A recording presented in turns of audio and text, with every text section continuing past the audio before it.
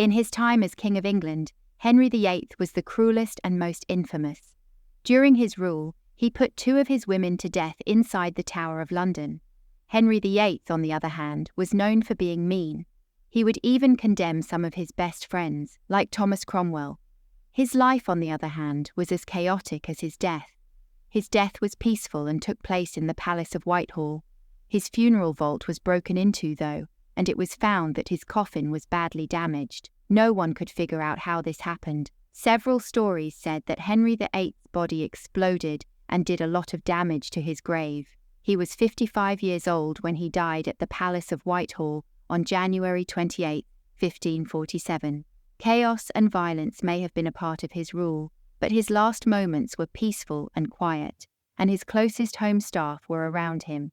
It's possible that he was afraid for his soul, and that the executions he had ordered would send him to hell the day before he died. He saw his confessor and priest and was given Holy Communion. He had already ordered his death just a few days before, but the people who took care of Henry VIII and then went to see him knew he was going to die soon. The royal doctors didn't want to tell him he was dying because it would have been treason, and they were afraid for their jobs. They were afraid that Henry would kill his doctor one last time for telling him he was going to die while he was dying, but they knew their king and wouldn't tell him what was going on.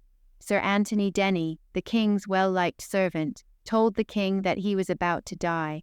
The day before he died, he told Henry, "In man's judgment, you are not like to live," and that the king should think about his sins as a good Christian man should. Henry seemed to accept his fate when he said, "Christ's mercy can forgive all my sins, even though they were worse than they seem." People thought that the king agreed with this, and that on his deathbed, he realized that he had done a lot of bad things while he was king. He was a killer who killed his wives, close friends, and many innocent people. This is why a lot of people, including his wives Anne Boleyn and Catherine Howard, see the Tudor monarch as a bad guy. For example, Anne Boleyn would be charged with treason, adultery, and even incest because the king needed a reason to get rid of his second wife. She was put to death inside the Tower of London for this. Thomas Cromwell, a close friend, was a mean person, but Henry would listen to his advisors who didn't like Cromwell, and even they lost their minds on Tower Hill. The king then asked Archbishop Thomas Cromwell to pray for him and listen to his last wishes. And call came for his friend Anthony Denny to get the archbishop. Henry then fell asleep deeply.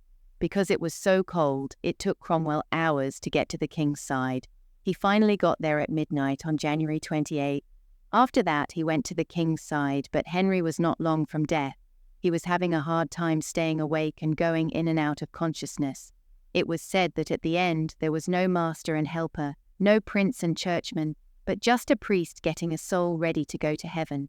When Cromwell begged Henry to show that he believed in Christ to save him, Henry grabbed his hand firmly but not too firmly. It was a new move for evangelicals. There was no blessing or reading of Latin prayers, just an acknowledgement of Christ's atoning work as sufficient.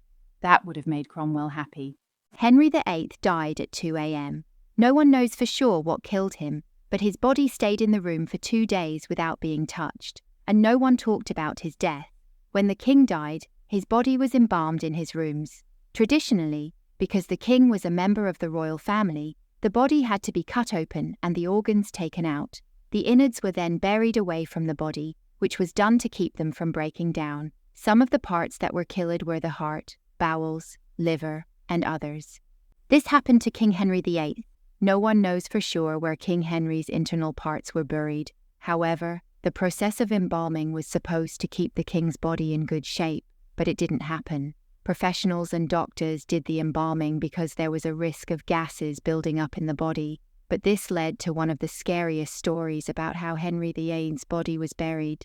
Reports said that the funeral parade was so big that roads had to be widened so it could get to Windsor Castle, where Henry VIII would be buried in St. George's Chapel. Henry's body lay still inside the big wood coffin. The inside had been filled with herbs, spices, and different oils that had been used to wash the body. However, the coffin rested at Sion Abbey for the evening, which is why it was left with Henry VIII's body inside. But during the night, there was said to have been an explosion inside the coffin.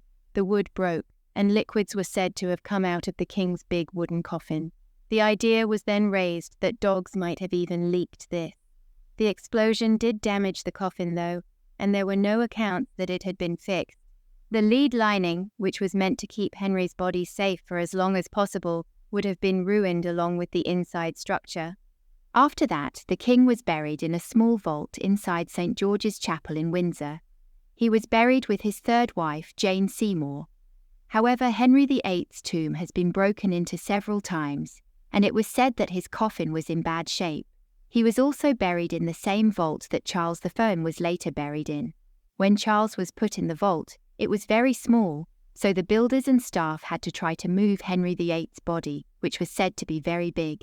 Then it was noticed that the platform the coffin was sitting on was broken. This may have been done by the builders when Charles I was buried, and the builders may have dropped the coffin, which may have caused the break. People also noticed that the wooden box of Henry VIII had a broken and cracked outer shell. This meant that someone could look inside and see the body of the former Tudor king. Someone even tried to steal one of King Henry VIII's bones at one point. The sexton did his best to clear the chapel, but Isaac, the sexton's man, said that a foot soldier had hid himself so that he wouldn't be caught. He then said that the soldier had crept into the vault and cut so much of the velvet pall that covered the large body that he thought it would be hard to miss, and Wimpold also cut a hole through the largest coffin, probably thinking that there was something worth the risk. The part where he opened the door emptied the holy person, and when he was checked, a bone was found near him. He said he would have a knife with it. So, when the governor heard about it, he gave him his reward. The Laws and other people there weren't sure that there was a real body in the big coffin, which is why some had doubts before. It means that King Henry VIII's coffin, which was called a great coffin, had holes in it, and that the foot soldier broke into the burial vault of the former Tudor king, making his own hole in the broken, rotting coffin. He then reached inside and stole one of the bones of the famous Tudor monarch, but he wanted to use it to make a knife handle, but the theft was quickly caught, and the bone was thee. His coffin and vault were opened many times after that, but the most recent time was in the 1800s. Sir Henry Halford looked into the vault of Henry VIII and looked at the body of Henry VIII through the holes in the coffin. But he was more interested in the coffin next to the big one because he wanted to find the remains of Charles I, because they had been lost over time. But the damage to King Henry VIII's coffin might still be there, and no one ever said that the coffin had been fixed. This means that the king's body might still be on show because of the damage. Thanks for watching. If you want to help, please subscribe to Time Tales History. Thanks a lot.